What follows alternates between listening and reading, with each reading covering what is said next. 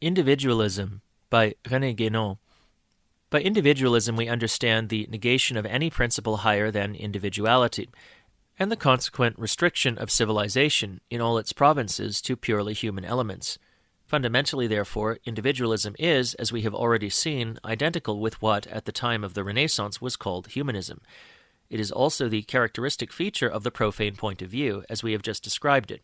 Actually, these are merely different names for the same thing. And we have also shown that this profane outlook is really one with the anti-traditional outlook which lies at the root of all specifically modern tendencies. This is not to say, of course, that this outlook is entirely new.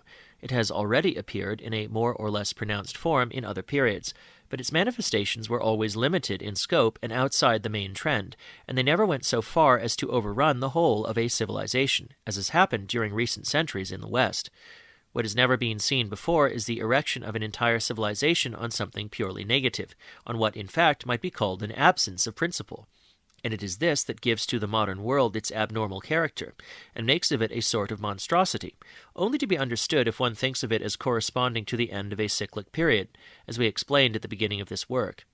Individualism, thus defined, is therefore the determining cause of the present decline of the West, precisely because it is, as it were, the mainspring for the development of only the lowest possibilities of mankind, namely those possibilities that do not require the intervention of any superhuman element, and which, on the contrary, can only expand freely if every superhuman element be absent, since they stand, in point of fact, at the antipodes of all spirituality and genuine intellectuality.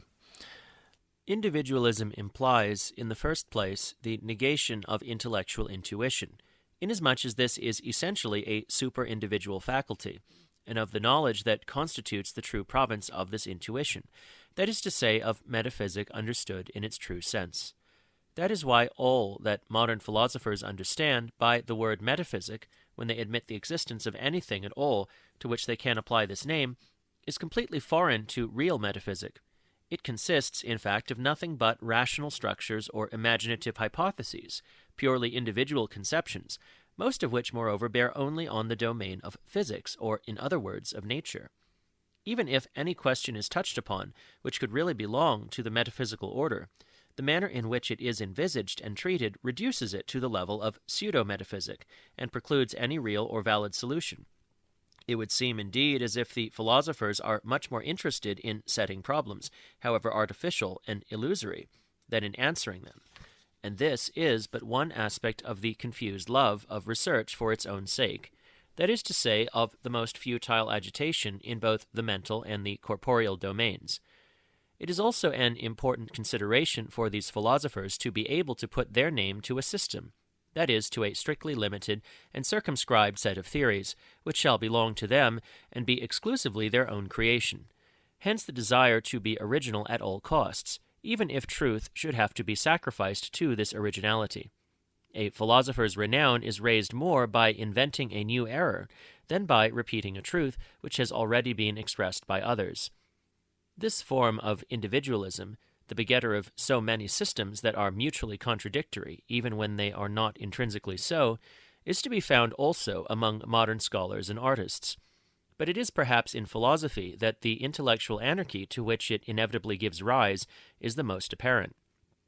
In a traditional civilization, it is almost inconceivable that a man should claim an idea as his own, and in any case, were he to do so, he would thereby deprive it of all credit and authority, reducing it to the level of a meaningless fantasy. If an idea is true, it belongs equally to all who are capable of understanding it. If it is false, there is no credit in having invented it. A true idea cannot be new, for truth is not a product of the human mind. It exists independently of us, and all that we have to do is to get to know it. Outside this knowledge there can be nothing but error. But do the moderns, on the whole, care much about truth, or do they even still know what it is? Here again, words have lost their real meaning, inasmuch as some people, for instance, the contemporary pragmatists, go so far as to misappropriate the word truth for what is simply practical utility, that is to say, for something that is quite foreign to the intellectual order. In this, the negation of truth, as well as of the intelligence of which truth is the object, appears as a logical outcome of the modern deviation. But let us not anticipate further, And on this point, let us merely add here that the kind of individualism we have been speaking of is the chief source of the illusion about the importance of so-called great men. Genius, in the profane sense of the word, is really a very small matter, and utterly unable to make up for the lack of true knowledge. As we are speaking of philosophy, we will go on to point out some of the consequences of individualism in this field, though without entering into every detail. First of all came the negation of intellectual intuition, and the consequent setting of reason above everything else, this purely human and relative faculty being treated as the highest part of the intelligence, or even regarded as coinciding with the whole of intelligence. It is this which constitutes rationalism, whose real founder was Descartes. This limitation of intelligence was, however, only a first stage. Reason itself was bound before long to be relegated more and more to mainly practical functions, in proportion as applications began to predominate over such sciences as might still have kept a certain speculative character. And Descartes himself was already at heart much more concerned with these practical applications than with pure science. More than this, individualism inevitably implies naturalism, since all that lies beyond nature is, for that very reason, out of reach of the individual as such. Naturalism and the negation of metaphysic are, indeed, but one and the same thing. And once intellectual intuition is no longer recognized, no metaphysic is any longer possible. But whereas some persist in inventing a pseudo-metaphysic of one kind or another, others more frankly admit its impossibility, and from this has arisen relativity in all its forms, whether it be the criticism of Kant or the positivism of Auguste Comte. And since reason is itself quite relative and can deal validly only with a domain that is equally relative, it is quite true that relativity is the only logical outcome of rationalism. By this means, however, rationalism was bringing about its own destruction. Nature and becoming, as we pointed out above, are in reality synonymous. A consistent naturalism can therefore only be one of the philosophies of becoming we have already mentioned, of which the specifically modern type is evolutionism. But it is just this that was finally to turn against rationalism, accusing reason of being unable, on the one hand, to deal adequately with what is nothing but change and multiplicity, or, on the other hand, to embrace the indefinite complexity of the things of the senses. This is in fact the position taken up by one form of evolutionism, namely Bergsonian intuitionism, which is nevertheless not less individualistic and anti-metaphysical than rationalism itself.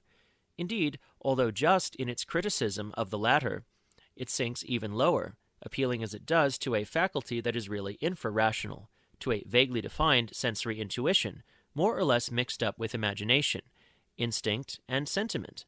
It is highly significant that there is no longer any question here of truth, but only of reality reduced exclusively to the sensible order, and conceived as something essentially moving and unstable.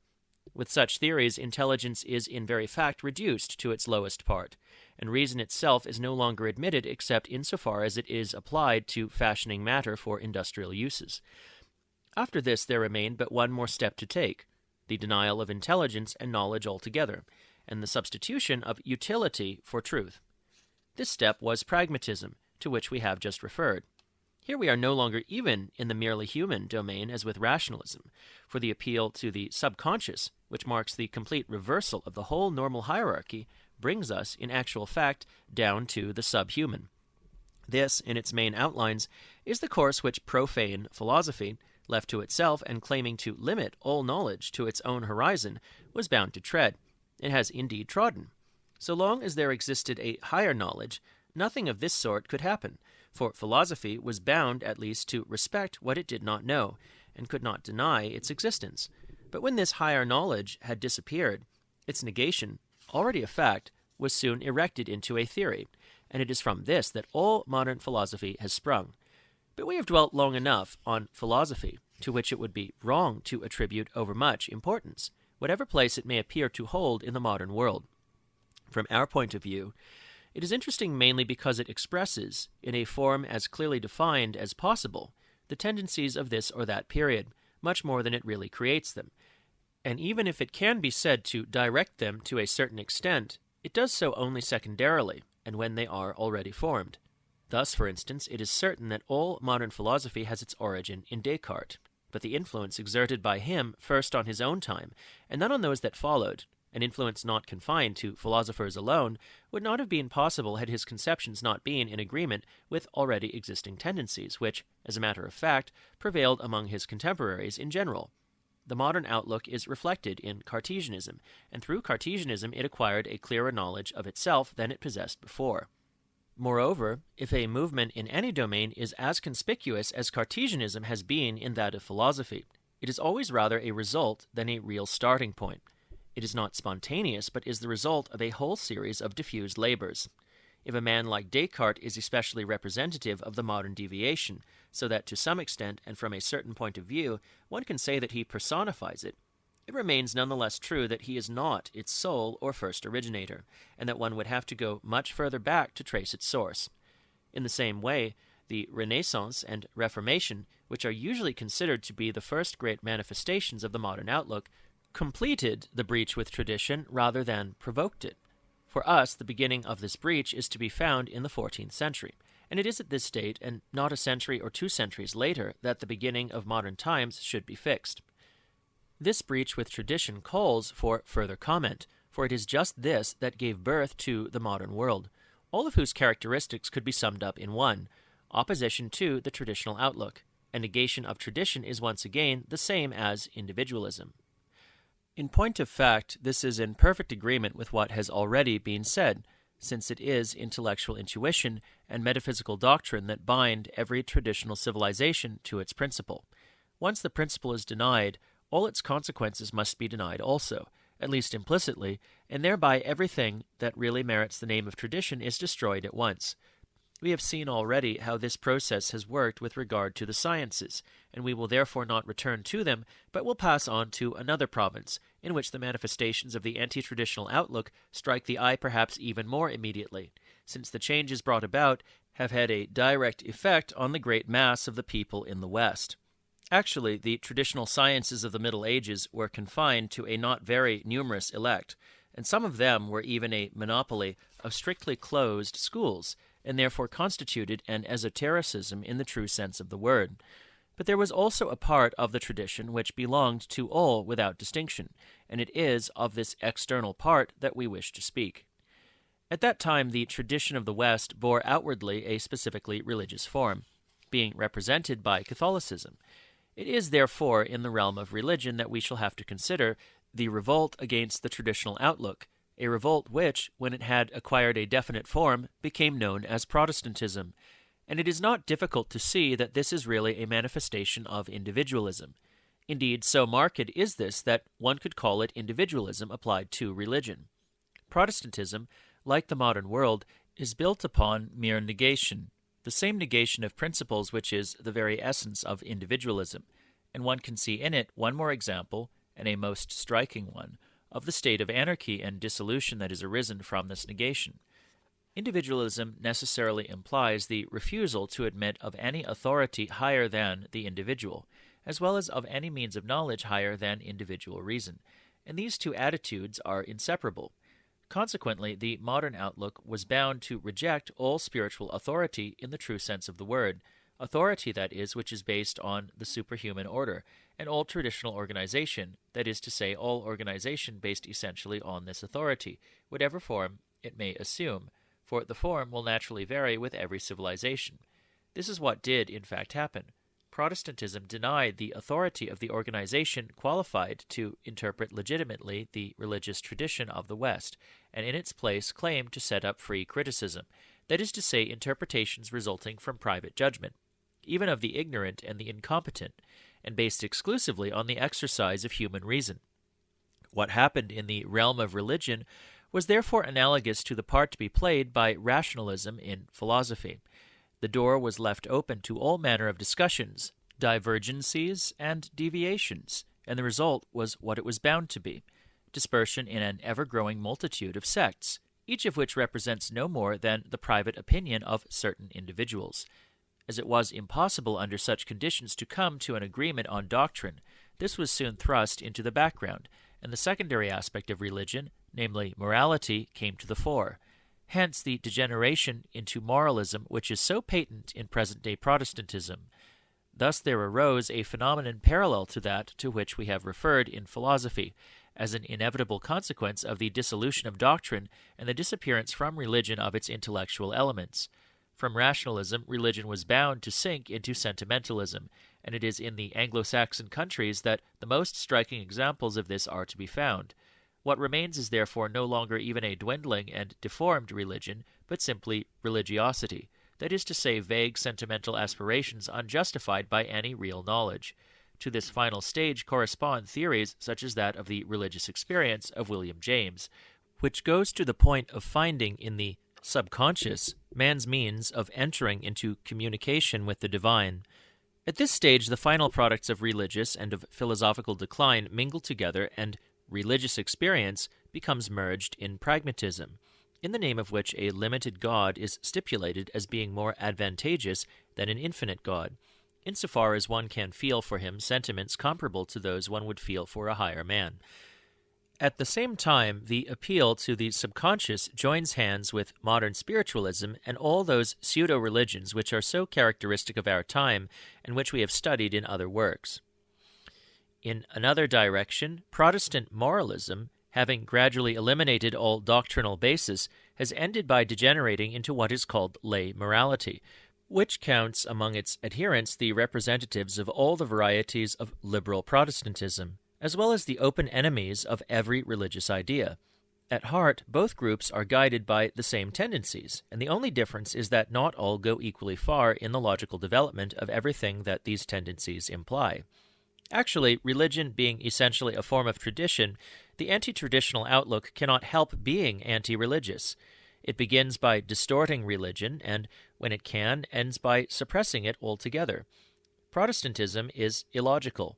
While doing all it can to humanize religion, it nevertheless, in theory at least, retains revelation, which is a superhuman element.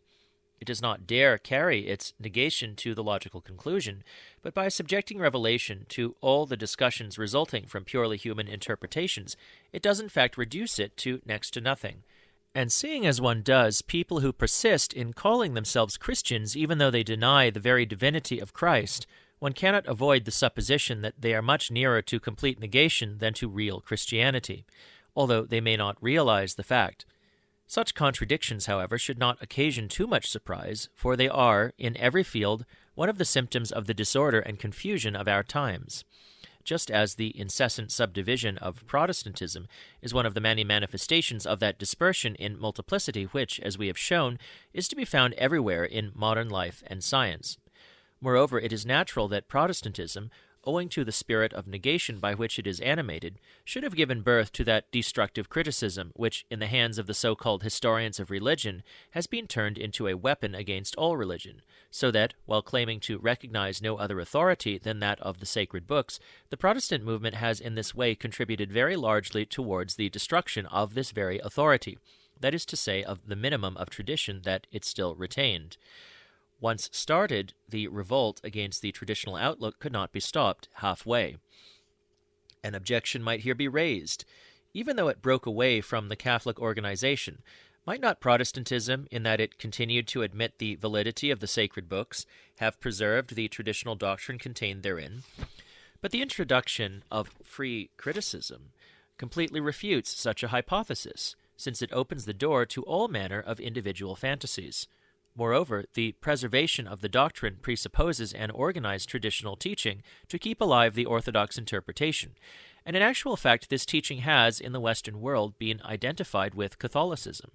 No doubt other civilizations may possess organizations of very different form to fulfill the corresponding function, but it is the civilization of the West, with all the conditions peculiar to it, that concerns us here. It would be to no purpose, therefore, to plead that there is no institution comparable to the papacy in India. The case is quite different, in the first place because the tradition there does not take the form of a religion, in the Western meaning of the word, so that the means by which it is preserved and transmitted cannot be the same, and also because, the Hindu mentality being quite different from the European, the Hindu tradition possesses within itself an inherent power such as the European tradition could not enjoy, without the support of an organization much more rigidly defined in its outward constitution. We have already said that the Western tradition has necessarily borne a religious form since the introduction of Christianity. It would take too long to explain here all the reasons for this. reasons which could not be fully understood without entering into rather complex considerations, but it is an actual fact with which one cannot refuse to reckon. Footnote. Moreover, according to the Gospel, this state is to continue until the end of the world, that is to say, until the end of the present cycle. And, once admitted, one has to admit also all the consequences it entails with regard to an organization suited to this kind of traditional form. It is, moreover, quite certain, as we showed above, that it is in Catholicism alone that all that may still remain of the traditional spirit in the West has been preserved. But does this mean that in Catholicism, at least, one can speak of complete preservation of the tradition, quite untainted by the modern outlook? Unfortunately, this does not appear to be the case. Or, more strictly speaking, if the home of the tradition has remained intact, which is in itself much, it is very doubtful whether its deeper meaning is still fully understood, even by a small elect, whose existence would certainly be manifested by action, or rather by an influence which in fact is nowhere discernible. Most probably, therefore, there is only what might be termed a preservation of the tradition in a latent state, in which state it is always possible for those who are capable of it to recover its meaning, even though nobody were at present fully conscious of it.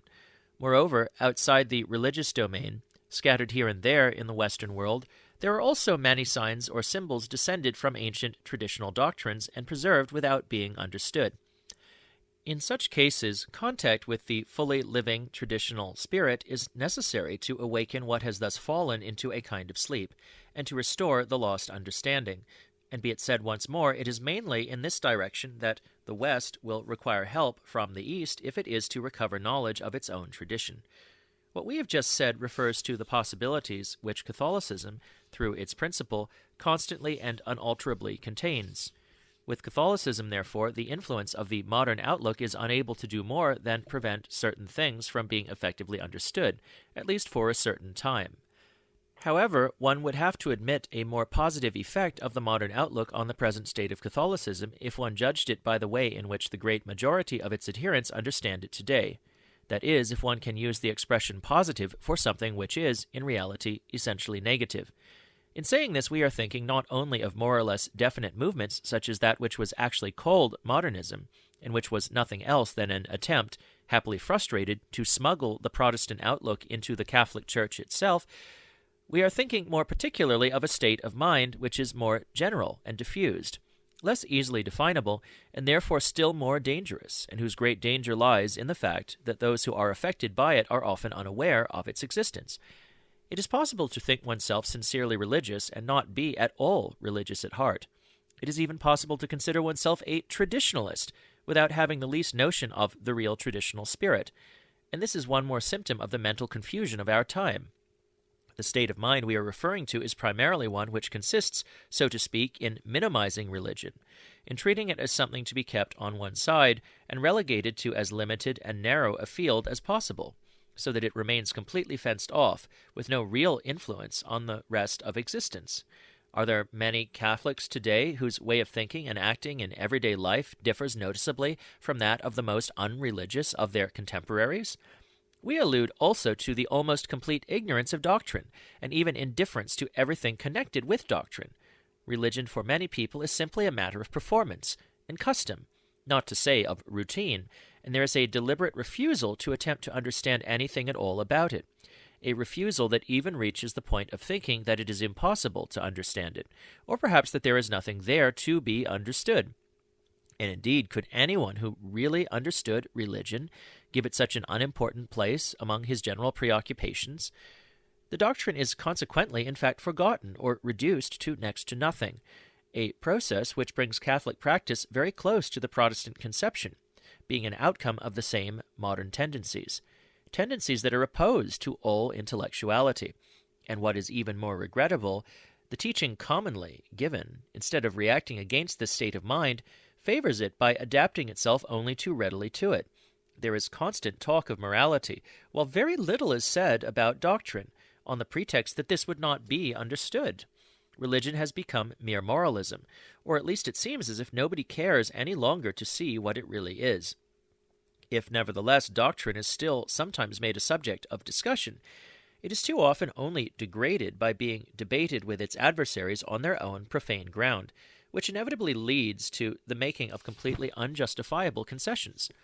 A striking instance is the necessity under which people feel themselves of taking into consideration, to a greater or less extent, the results claimed by modern criticism, whereas if they were to take up a different standpoint, nothing would be easier than to show how inane this is.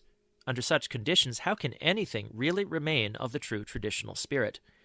The digression into which we have been led by our review of the manifestations of individualism in the religious field does not seem unjustified, for it shows that the evil is, in this respect, even more serious and widespread than might at first sight be supposed. Moreover, it is not really foreign to the question we are considering, and our last remark bears directly on this question, for it is individualism which sponsors everywhere the spirit of debate.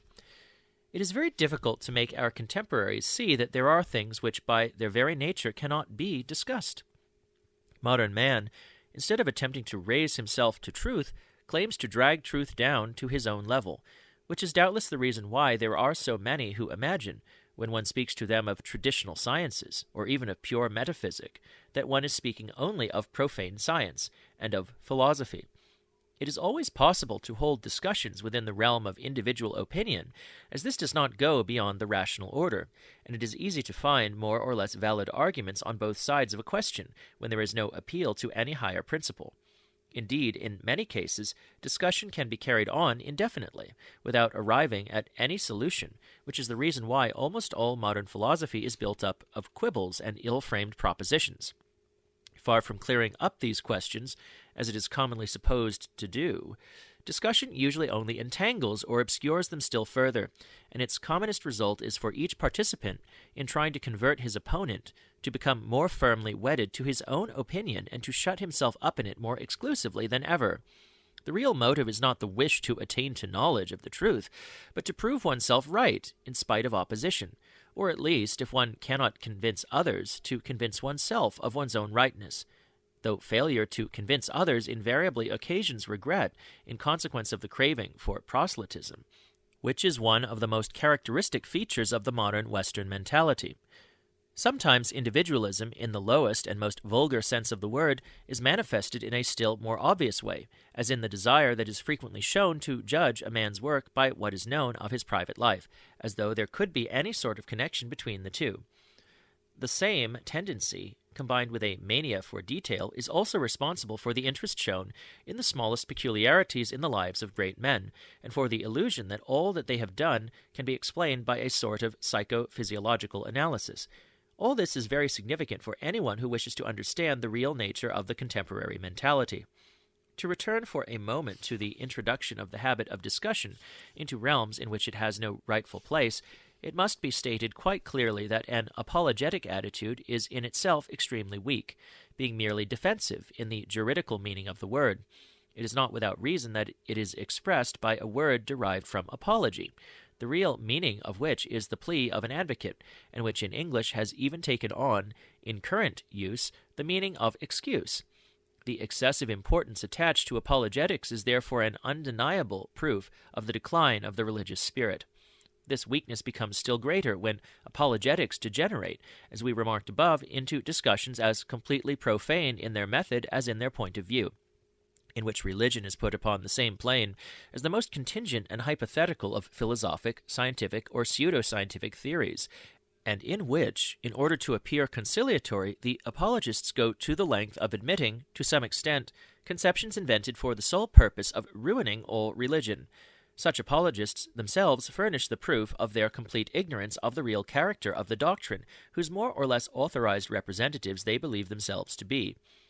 Those who are qualified to speak in the name of a traditional doctrine do not need to discuss with the profane, or to engage in polemics. They have only to expound the doctrine as it is, for such as can understand it, and at the same time to denounce error wherever it arises, and expose it by casting upon it the light of true knowledge.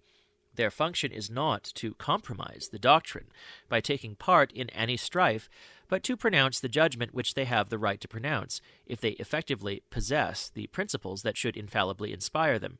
The domain of strife is the domain of action, that is to say, the individual and temporal domain. The motionless mover produces and directs movements without being involved in it. Knowledge enlightens action without partaking of its vicissitudes. The spiritual guides the temporal without mingling with it, and thus everything remains in its right order, in the rank that is its own in the universal hierarchy. But where is the notion of a real hierarchy still to be found in the modern world?